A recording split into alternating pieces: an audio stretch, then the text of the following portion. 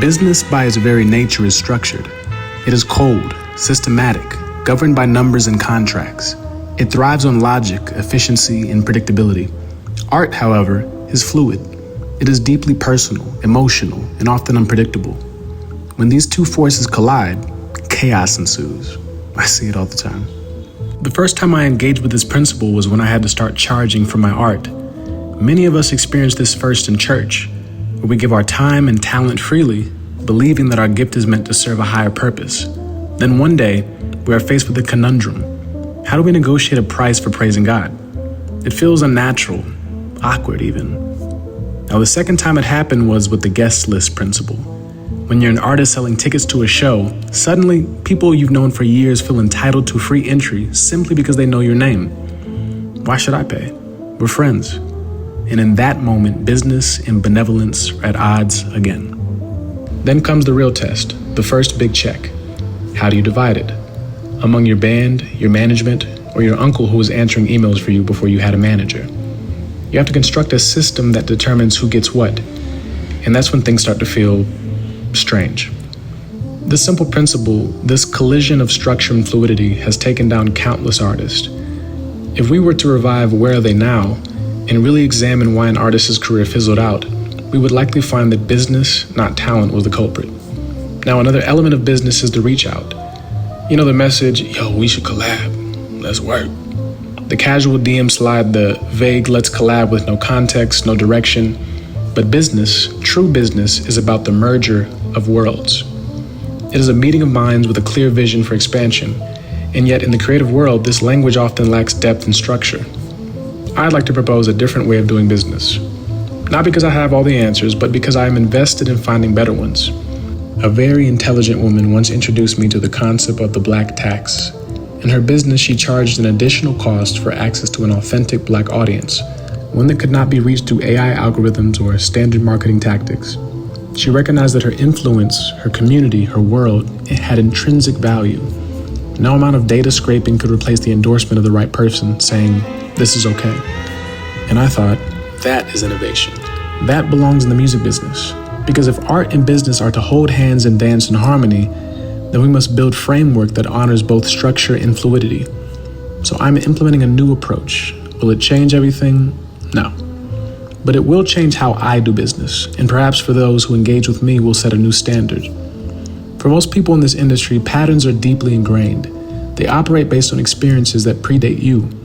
And like any relationship, you must articulate your manifesto early. What are your boundaries? What are your non-negotiables? What is your Bill of Rights? You set the rules of engagement so that others can choose whether to participate. Let's talk about features. I believe there's too much shoot your shot culture and not enough reality. And as a dreamer, I love a little bit of delusion. I live in it. But for any creative partnership to work, there must be a middle ground between fantasy and realism. When you are asking for a collaboration, what you are really asking is, what world am I joining? I often pose this question to new friends or first dates. If you could build a city, what would it look like? No stoplights, a parade every Friday, blue buildings that can never exceed 18 stories. Paint the picture for me. Because collaboration is world building, and when two artists come together, they must decide, are we merging two kingdoms, or are you simply asking to contribute to a kingdom that already exists? For me, a collaboration is like deciding to have a child. It is a creation that will take on a life of its own. It will grow, move faster than we ever could, and reach places we could never see. And like a child, it requires nurturing. Now, if a woman asks to collaborate with me, I view it as creating something that will live beyond us both. Now, if a man asks, I liken it to getting brotherly tattoos. Are we bonded like that? Is this something we will carry with us forever? Because let's be real, there are tattoos that I regret. Some were done at cheap shops in a rush of excitement. Some collaborations happened in bad headspaces for the wrong reasons or with people I didn't truly know. And yet, as an artist, I must take responsibility for everything I create. Often there are two languages spoken in this industry, the language of suits and the language of artists. And at times it feels like the Tower of Babel, chaos, misunderstanding, and a struggle to communicate. But at the core, both parties want the same thing, to reach people, to move them, to connect. The problem is that structure of the business is often antiquated, misunderstood, and in desperation for renovation. Many artists don't even know how they get paid. And if I, as the artist, can't explain it, how can I expect my team to be aligned? So my takeaway for you is this. 1, define your manifesto.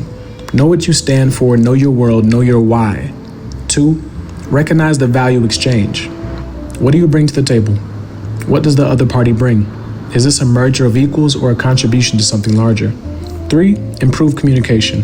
Business is like diplomacy. If two countries want to trade, they must understand each other's resources. Be clear. What are you offering? What do you need? 4, tame the ego. Fame is relative. In one place you are revered, in another you are unknown. Humility is key. Now, I don't like to be spun. I don't like when someone assumes I won't understand.